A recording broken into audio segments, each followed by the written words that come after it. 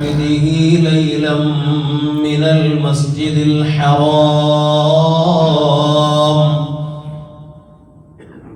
إلى المسجد الأقصى الذي باركنا حوله صدق الله مولانا العظيم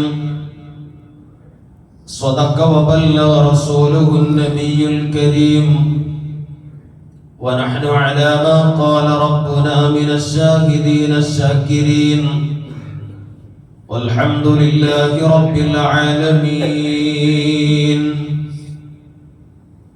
يا رب بالمصطفى بلغ مقاصدنا واغفر لنا ما مضى يا واسع الكرم.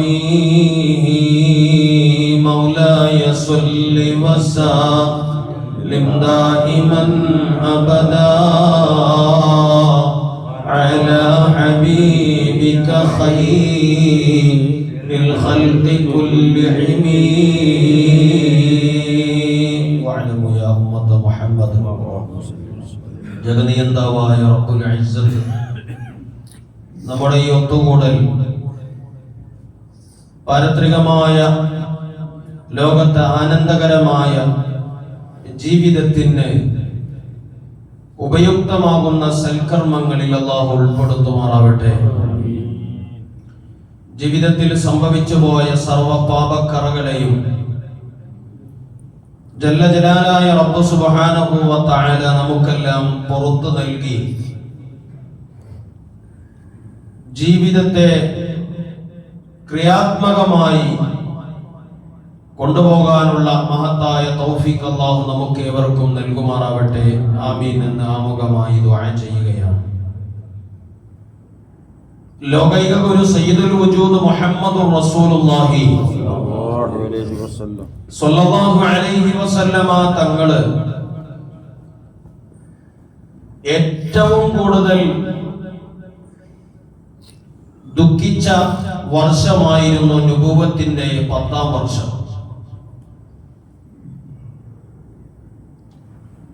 ഏറ്റവും കൂടുതൽ സമാധാനിപ്പിക്കുന്നതിന്റെ പര്യായമായി മാറിയിരുന്ന ഉമ്മഹാത്തുൽ മുഅ്മിനീങ്ങളിൽ പ്രധാനിയുമായ ബീബി ഖദീജ റളിയല്ലാഹു അൻഹാ നബി സല്ലല്ലാഹു അലൈഹി വസല്ലമ തങ്ങളെ വിട്ടുപിരിഞ്ഞ വളരെയധികം വേദനിപ്പിക്കുന്ന നിമിഷങ്ങളിലൂടെ കടന്നു പോകുമ്പോഴാണ് നബി സല്ലല്ലാഹു അലൈഹി വസല്ലമ തങ്ങളെ എല്ലാവിധ അപകടങ്ങളിൽ നിന്നും സുരക്ഷിതമായി കൊണ്ടു നടന്നിരുന്ന അബൂ ത്വാലിബും വിട പറയുന്നത്. ഈ രണ്ട് സംഭവങ്ങളും മുത്തനബി സല്ലല്ലാഹു അലൈഹി വസല്ലമ തങ്ങളെ വല്ലാതെ വേദനിപ്പിച്ച് ആ ദുഃഖം താങ്ങാൻ കഴിയാതെ സഹിച്ചുകൊണ്ട് നിമിഷങ്ങളും ദിവസങ്ങളും ആഴ്ചകളും അല്ലാഹുവിന്റെ റസൂൽ ഇങ്ങനെ തള്ളി നീക്കിക്കൊണ്ടിരിക്കുന്നതിന്റെ ഇടയിലാണ് ആ വിഷയത്തിൽ റബ്ബ് സുബ്ഹാനഹു വ തആല ഇടപെടുകയും അനുഭവിച്ചുകൊണ്ടിരിക്കുന്ന വേദനകൾക്ക് ഒരു പരിഹാരം കാണണം എന്നുള്ള തരത്തിലേക്ക് അല്ലാഹുവിന്റെ ഇടപെടൽ മാറുകയും ഞാൻ ഏറ്റവും കൂടുതൽ സ്നേഹിക്കുന്ന എന്റെ ഹബീബിനെ എന്നിലേക്കൊന്ന് വിളിച്ചാൽ കൊള്ളാം എന്നുള്ള ഒരു ചിന്തയിലേക്ക് അല്ലാഹ് മാറുകയാണ്. നുബുവത്തിന്റെ 10ാം വർഷം വല്ലാത്ത വേദനയിലൂടെ കടന്നു പോകുന്ന സയ്യിദുൽ വജൂദ് മുഹമ്മദുർ റസൂലുള്ളാഹി സ്വല്ലല്ലാഹു അലൈഹി വസല്ലമ തങ്ങളെ അല്ലാഹുവിന്റെ അടുക്കലേക്ക് ഒന്ന് വിളിക്കാൻ അല്ലാഹ് തീരുമാനിക്കുകയാണ്. ജിബ്രീലിനോട് പറയുന്നു, ജിബ്രീലേ, മസ്ജിദുൽ ഹറാമിൽ ഉറങ്ങിക്കൊണ്ടിരിക്കുന്ന എന്റെ ഏറ്റവും ഇഷ്ടതോഴനായ മുഹമ്മദുർ റസൂലുള്ളാഹി സ്വല്ലല്ലാഹു അലൈഹി വസല്ലമ തങ്ങളെ ഇന്നത്തെ ഈ രാത്രി പുലരുന്നതിന്റെ മുമ്പയായി നേരം വെളുക്കുന്നതിന്റെ മുമ്പെയായി നിങ്ങൾ എന്നിലേക്കൊന്ന് എത്തിക്കണം. പ്രിയമുള്ളവരെ, ഏറ്റവും കൂടുതൽ വിഷമം അനുഭവിച്ചു കൊണ്ടിരിക്കുന്ന സമയത്ത് നമ്മെ ഒരാൾ സമാശ്വസിപ്പിക്കാൻ, ശാന്തരാക്കാൻ, വിഷമത്തിലൊന്ന് പങ്കാളിയാകാൻ ഒരാൾ വരുമ്പോൾ ഉണ്ടാകുന്ന സന്തോഷം എത്രമേൽ വലുതാണ്. അതുകൊണ്ടാണ് മരിച്ച് 3 ദിവസം ആ വീട്ടിൽ പോയി നമ്മൾ തഅസിയത്ത് എന്ന ഒരു കർമ്മം നിർവഹിക്കണമെന്ന് പറയുന്നത്. മരിച്ച വീട്ടിൽ 3 ദിവസം മരണപ്പെട്ടത് ആരാണോ അവരുടെ കുടുംബങ്ങളെ സമാശ്വസിപ്പിക്കാൻ ഇടപെടുന്ന ആ പ്രവർത്തനത്തിനാണ് തഅസിയത്ത്. മരിച്ച് 3 ദിവസമാണ് അതിന്റെ സമയം. പിന്നെ ദുഃഖിച്ചു കഴിയാൻ പറ്റൂല. ആ 3 ദിവസം മരിച്ച വീട്ടിൽ നമ്മൾ പോകണം. ഇന്നാ മരിച്ച വീട്ടിൽ പോയി കഴിഞ്ഞാൽ കാര്യമായി നമ്മൾ ചർച്ച ചെയ്യുന്ന നാട്ടുവർത്താനായിരിക്കും. പോകുന്നത് അദ്ദേഹത്തെ സമാശ്വസിപ്പിക്കാനായിരിക്കും. പരമാവധി അദ്ദേഹത്തെ എത്രമാത്രം ദുഃഖത്തിലാഴ്ത്താൻ പറ്റും എന്നിട്ടേ നമ്മൾ പോരുള്ളൂ. എന്തൊരു കാര്യമുണ്ടല്ലേ, ഇപ്പോഴും അദ്ദേഹം മരിച്ചിട്ടില്ലെങ്കിൽ ഇപ്പൊ തന്നെ ജീവിച്ചിരിപ്പുണ്ടായിരുന്നു. ഇങ്ങനെയൊക്കെ മരിച്ചത് എന്താ മരിക്കാൻ കാരണം? ഇനിയിപ്പോ അയാൾക്ക് പറയേണ്ടത് മരിച്ച കാരണമാണ്. അപ്പൊ മരിച്ച കാരണം അറിഞ്ഞു കഴിഞ്ഞാൽ പാട് ജീവിപ്പിക്കും ആണോ? അങ്ങനെയല്ല വേണ്ടത്. അപ്പൊ പറഞ്ഞു വരുന്നത്, എവിടെയും ദുഃഖം തളം കെട്ടി നിൽക്കുമ്പോൾ അവിടെ ഇടപെട്ടുകൊണ്ട് അവന്റെ ദുഃഖത്തിൽ പങ്കാളിയായി പരമാവധി അവന്റെ ദുഃഖത്തിൽ നിന്ന് ആ മനുഷ്യനെ അകറ്റാനും ഉയർത്താനും കഴിയുമോ ആ മനുഷ്യൻ ചെയ്യുന്ന ഏറ്റവും വലിയ സേവനമാണ്. ഇവിടെയാണ് സൃഷ്ടാവായ റബ്ബ് സുബ്ഹാനഹു വ തആല ഏറ്റവും ദുഃഖിതനായി കഴിയുന്ന ലോകത്തിന്റെ നേതാവ് ഹബീബുൽ വറാ മുഹമ്മദുർ റസൂലുള്ളാഹി സ്വല്ലല്ലാഹു അലൈഹി വസല്ലമ തങ്ങളെ അല്ലാഹുവിന്റെ അടുത്തേക്കൊന്ന് വിളിക്കുകയാണ്. ജിബ്രീലിനോട് പറയുന്നു, ജിബ്രീൽ, മസ്ജിദുൽ ഹറാമിൽ ലോകത്തിന്റെ നേതാവ് ഉറങ്ങുന്നുണ്ടാവും. അവിടെ പോയി ഇന്നത്തെ നേരം വെളുക്കുന്നതിന്റെ മുമ്പ് അങ്ങൊന്ന് എന്റെ ഇഷ്ടദാസനെ, എന്റെ ഇഷ്ടത്തോഴനെ, ഞാൻ ഏറ്റവും കൂടുതൽ സ്നേഹിക്കുന്ന ഹബീബ് മുഹമ്മദുർ റസൂലുള്ളാഹ് സ്വല്ലല്ലാഹു അലൈഹി വസല്ലമ തങ്ങളെ എന്നിലേക്കൊന്ന് കൊണ്ടുവരണം. ജിബ്രീൽ തീരുമാനിക്കുകയാണ്. മസ്ജിദുൽ ഹറാമിലേക്ക് യാത്ര പുറപ്പെടുകയാണ്. അല്ലാഹു നേരത്തെ കൂട്ടി സംവിധാനിച്ച ബുറാഖ് എന്ന വാഹനത്തിലാണ് അല്ലാഹുവിന്റെ റസൂലിനെ കൊണ്ടുവരാൻ തീരുമാനിക്കുന്നത്. പരിശുദ്ധമായ ഖുർആനിലെ സൂറത്തുൽ ഇസ്രായിലൂടെ വളരെ വ്യക്തമായി പറയുന്നു, സുബ്ഹാനല്ലദീ അസ്റാ ബിഅബ്ദിഹി ലൈലൻ മിനൽ മസ്ജിദിൽ ഹറാം ഇലൽ മസ്ജിദിൽ അഖ്സ അല്ലദീ ബാറക്നാ ഹൗലാ. സുബ്ഹാനല്ലാഹ്. അല്ലാഹുവിന്റെ റസൂലിനെ കൊണ്ടുപോകാൻ വേണ്ടി തീരുമാനിക്കുന്നു.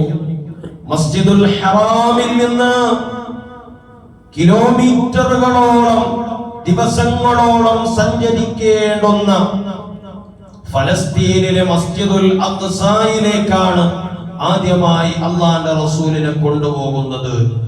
ഇവിടെ നമുക്കൊരു സന്ദേശമുണ്ട്, ഇവിടെ നമുക്കൊരു പാഠമുണ്ട്. എന്തേ മസ്ജിദുൽ ഹറാമിൽ നിന്ന് നേരിട്ട് അല്ലാഹുവിന്റെ റസൂലിനെ അല്ലാഹുവിലേക്ക് എത്തിക്കാൻ അല്ലാഹുവിന് കഴിയൂലേ? അല്ലാഹുവാണല്ലോ ജിബ്രീലിനോട് ഹബീബിനെ എന്നിലേക്കൊന്ന് കൊണ്ടുവരണമെന്ന് പറഞ്ഞത്. എന്തുകൊണ്ടാണ് മസ്ജിദുൽ ഹറാമിൽ നിന്ന് മസ്ജിദുൽ അഖ്സയിലേക്ക് പോയിട്ടാവണം എന്റെ അടുത്തേക്ക് കൊണ്ടുവരേണ്ടത് എന്ന് പറയാനുള്ള കാരണം? അതിൽ ഒന്നാമത്തെ പാഠം, എന്റെ പ്രിയപ്പെട്ടവരെ, സുബ്ഹാനല്ലദീ അസ്റാ ബിഅബ്ദിഹി ലൈലൻ മിനൽ മസ്ജിദിൽ ഹറാമി ഇലൽ മസ്ജിദിൽ അഖ്സ ബാറക്നാ ഹൗലാ.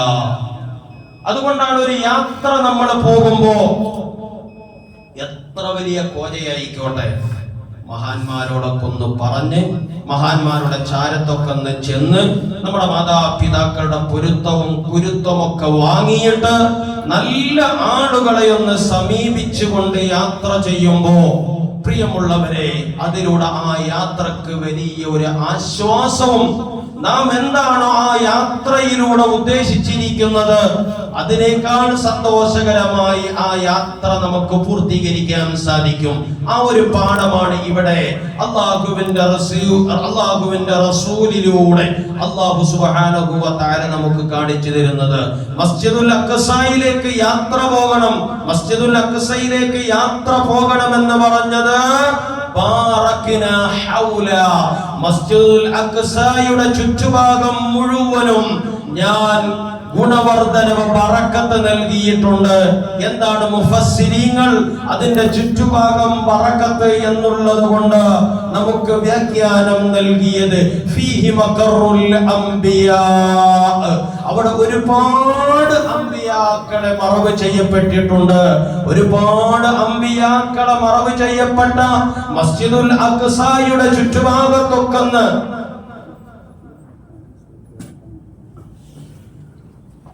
അല്ലാഹുവിന്റെ റസൂലിനെയൊക്കെ ഒന്ന് കാണിച്ചു കൊടുത്തിട്ട് ആ അമ്പിയാക്കളിൽ നിന്ന് വേണ്ടുന്ന എല്ലാവിധ മദതും സഹായവും പൊരുത്തമൊക്കെ അല്ലാഹുവിന്റെ റസൂല് വാങ്ങിയിട്ട് വേണം അല്ലാഹുവിലേക്കൊന്ന് എത്തിച്ചേരാൻ.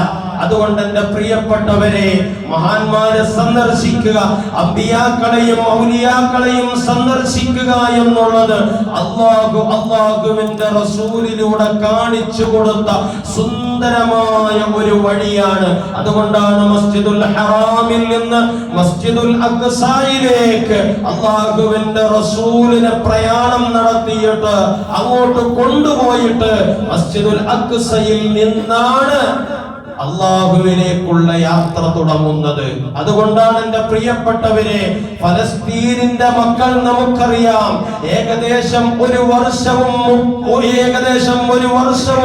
3 മാസവും പിന്നിട്ടോ നരനായാട്ട ഇസ്രായേലിയൻ പട്ടാളക്കാര് അമേരിക്കയുടെ ഒത്താശയോടുകൂടെ ചെയ്തിട്ട് ഇന്നും അവര് പാവപ്പെട്ട ഫലസ്തീനിന്റെ മണ്ണിനെ തരിശാക്കിയിട്ട് ഭസ്മമാക്കിയിട്ട് അവിടെ നോക്കിക്കഴിഞ്ഞാൽ ഒന്നും കാണാത്ത വിധം ഒരു ബിൽഡിങ്ങിന്റെ അവശിഷ്ടം പോലുമില്ലാതെ മരുഭൂമിയിലേക്ക് നാം ചെന്നാൽ എങ്ങനെയാണോ അതിനേക്കാൾ കഷ്ടമായ രൂപത്തിലാക്കിയിട്ട് പോലും അവസാനം എന്താണ് സംഭവിച്ചത്?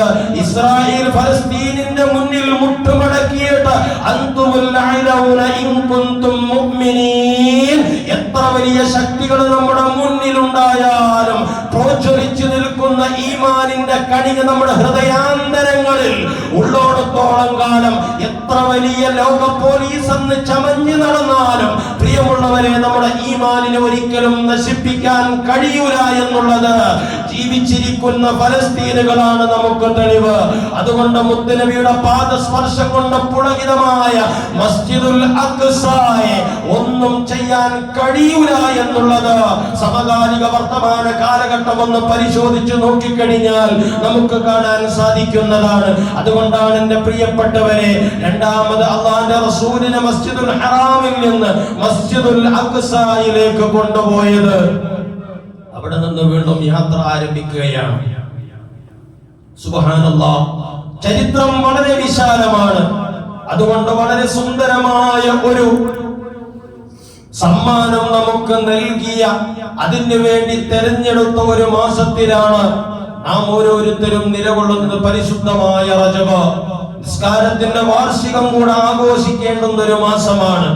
പ്രിയമുള്ളവരെ, വല്ലാത്ത സുന്ദരമായ ഈ മാസത്തിൽ നാം ഒന്ന് നന്നാവാൻ തീരുമാനിച്ചാൽ, ഇനിയും നന്നാവാൻ തീരുമാനിക്കുന്നില്ലെങ്കിൽ ആ മനുഷ്യനെ സംബന്ധിച്ചിടത്തോളം ആ ബാബ്, ആ കതക് അടഞ്ഞു എന്നാണ് നാം മനസ്സിലാക്കേണ്ടത്.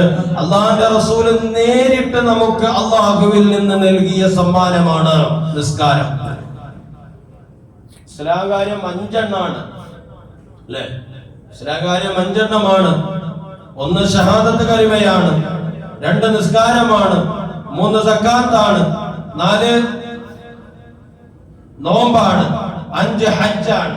പ്രിയമുള്ളവരെ, ഈ 4 എണ്ണവും അള്ളാഹുവിന്റെ റസൂലിന് ഇൻഡയറക്റ്റ് ആയിട്ട് എന്ന് വെച്ചാൽ ജിബ്രീൽ മുഖേനയാണ് ഇതെല്ലാം കിട്ടിയിരിക്കുന്നത്. എന്നാൽ നിസ്കാരം നേരിട്ട് അള്ളാഹു കൊടുത്ത സമ്മാനമാണ്. അള്ളാഹുവിന്റെ റസൂലിന് നേരിട്ട് കൊടുത്ത സമ്മാനമാണ് നിസ്കാരം. അതുകൊണ്ട് എന്റെ പ്രിയപ്പെട്ടവരെ,